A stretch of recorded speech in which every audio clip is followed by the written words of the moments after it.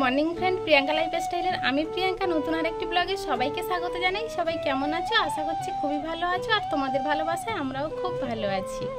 সকালে উঠে কিছুটা কাজ সারা হয়ে গিয়েছে, কিছুটা বলতে উঠোন ঝাড় দেওয়া, থালা বাসন মাজা এগুলো হয়ে গিয়েছে, বাকি রয়েছে আরও কিছু কাজ। প্লিজ স্কিপ না করে পুরো ভিডিওটা তোমরা দেখো, আশা করছি খুবই ভালো লাগবে। আজকের এখনও বিছানা তোলা হয়নি, তার আগে ঘর ঝাড় দিয়ে নিচ্ছি, কারণ সবাই এখন ঘুমাচ্ছে। প্রচণ্ড গরম পড়ছে তো, রাত্রে কারোর ঘুম হয় না, ভোরের দিকে একটু ঘুমাচ্ছে। এই সকাল সকাল যদি ডেকে তুলে দিই, ওদেরও ঘুমের অসুবিধা হয়। তৃষ্ণার বাবা কাজে যায়, তার যদি ঘুম না ভালো হয় শরীরটা তো অসুস্থ বোধ করবে, তাই না? আর তৃষ্ণার ঘুম না হলে ঘ্যান ঘ্যান করবে। ঘরটা ঝাড় দিয়ে নোংরাগুলো সব ফেলে এখন ঘর মুছতে এসেছি। ছোট ছোট ঘর তো খুব একটা বেশি সময় লাগে না, তবে কি বলো তো, এই ছোট ছোট গলি গলি জায়গা একটু ওই হাঁটু গেড়ে না মুছলে পরিষ্কার করতে পারি না।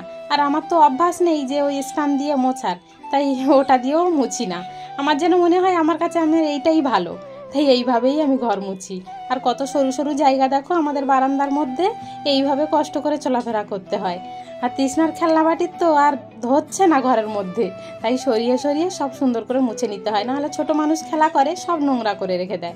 পরিষ্কার না করে রাখলে ওরা আবার সেই নোংরার মধ্যে খেলা করবে, এইভাবে সব পরিষ্কার করি। আজকের তো রান্নাও তোমাদের সঙ্গে শেয়ার করলাম না, কারণ প্রচণ্ড গরমে বাইরে কাঠের উনুনে রান্না করতে গেলে আর ফোন ধরতে গেলে খুব সমস্যা হয়ে যায় জানো। ওই জন্য রান্না সেরে এখন থালা হাঁড়ি মেজে এই সব পরিষ্কার করে নিয়ে চলে এসেছি। এখন উপর দেবো, উপর দিয়ে না রাখলে ওই জলটা যদি ঝরে না শুকিয়ে যায় তখন দাগ হয়ে যায় থালা বাসনের। উপর দিয়ে রাখলে পরে শুকনো হয়ে গেলে আবার থালা বাসনের ঝুড়িতে গুছিয়ে রাখতে পারবো সুন্দর করে।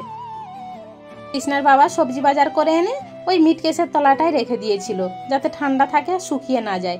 কিন্তু যতই ওর নিচে রাখুক না কেন, এত গরম তো শুকিয়ে উঠবে, আর ঝুড়িতে তো মোটেও রাখা যাচ্ছে না।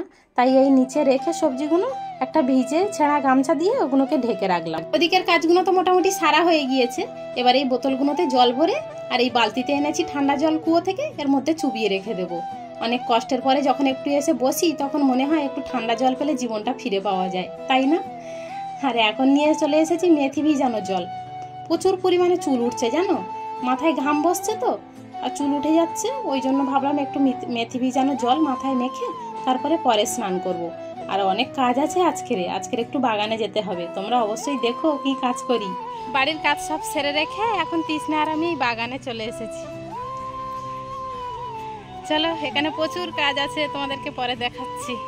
এই বাগানে প্রচুর পরিমাণে পাতা পড়েছিল, আর এই গরমের মধ্যে ঝাঁট দিতে খুব কষ্ট হচ্ছিল জানো। এত মোটা হয়ে পাতা পড়েছিল যে আমি ঝাঁটা লাস্ট পর্যন্ত এক হাতে আমি ঝাঁট দিতে পারছি না, দুই হাত দিয়ে চেপে আমার পাতা ঠেলে আনতে হচ্ছিল। তবে এই পাতা সব আমি কুড়িয়েছিলাম। যদি চেপে চেপে ভরা যায় তবে 3টে বড় বড় বস্তা হলে ভরে যাবে। আর তৃষ্ণা আমার পিছনে ওই যে কাঠ কুড়াচ্ছে, মানে এগুলো সব তো লম্বু গাছ, আর লম্বু গাছের বড় বড় শীষ হয়, ওই শীষগুলো ও কুড়াচ্ছিল। আমি বলেছিলাম যে তৃষ্ণা একটু ওইগুলো আলাদা করে গুছাও, তাহলে ওগুলো নিয়ে যেতে সুবিধা হবে। আর এই যে এই দু জায়গায় জড়ো করেছি, এই এক জায়গায় আর ওদিকে আরেক জায়গায়। তবে কতটা কি তোমরা বুঝতে পারছো আমি জানি না, আমার তো খুব কষ্ট হচ্ছিল। বাড়ি এসে তোমাদের সঙ্গে আর কিছু শেয়ার করার মতো ক্ষমতা আমার ছিল না। এত গরমে এসে আমার মাথা ঘুরছিল, মাথা যন্ত্রণা করছিল, মানে চোখ খুলে তাকাতেই পারছিলাম না। তো যাই হোক, এই রাত এখন বাজে রাত 9টা, যে খেয়ে দিয়ে একটু শুতে যাব সে পরিস্থিতিও নেই ঘরের মধ্যে। আর আমাদের তো টিনের চাল, আর তার নিচেই যে প্লাস্টিক দেওয়া, আর এত গরম ঘরে ঢুকতেই পারছি না। তৃষ্ণাকে তো গরমের জন্য ঘরে পড়াতেই পারি না, সকাল টাইমটা একটু পরে। আর সারা দিন ওই রান্নাঘরের মেঝেটায় টেবিল ফ্যান চালিয়ে তৃষ্ণা আর আমি থাকি। এত গরম হলে কি করব বলো? আর প্রচণ্ড পরিমাণে গরম পড়ছে, আর টিনের ঘরে আরও বেশি গরম লাগছে, যেন টেকাই যাচ্ছে না।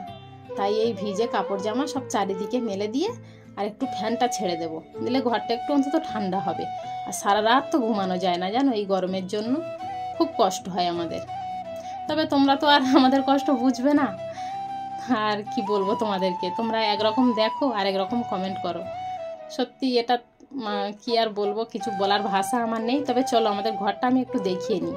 এই দেখো কত ছোট্ট ঘর, দেখো আমাদের এই যে একটুখানি চার দেওয়ালের একটুখানি ছোট্ট ঘর, আর এই বাঁ সাইডটায় একটা শুধু শোকেস আলনা আছে। এই দেখো এই একটাই শোকেস আলনা, আর আমাদের এই চালটা হচ্ছে টিনের চাল, দেখাচ্ছি চলো।